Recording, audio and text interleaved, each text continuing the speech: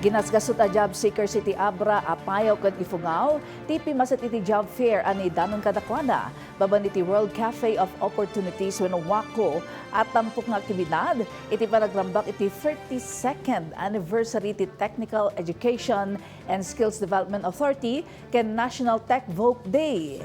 Daytoy ti report.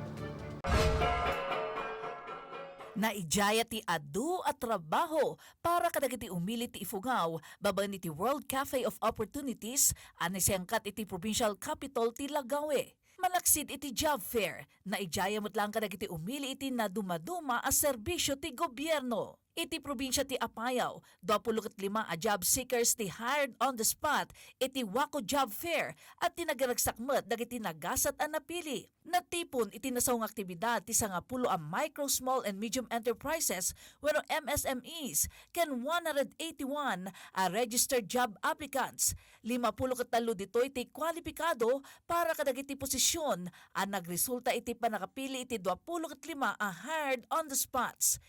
Iti aldawmet mismo ti test the day iti August 25, inarakmati ginasgasot a job seekers ti WACO iti Abra Sports Complex.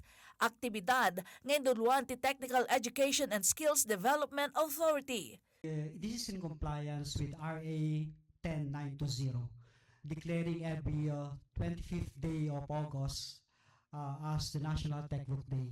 So in celebration of the National Tech Voc Day, all TESDA regional offices, including our provincial offices, are mandated to conduct related activities. On our part, mapagyamyamanan met ti suporta dagiti ahensya at timulong iti panagbaligi ti WACO Abra kas iti DOLE a mother agency ti TESDA. Being the lead agency iti dato nga programa nga job fair, we see to it nga we follow the process iti panagkandak iti job fair. Ti TESDA at 32 anniversary celebration ket adan tema a husay, tibay, tagumpay.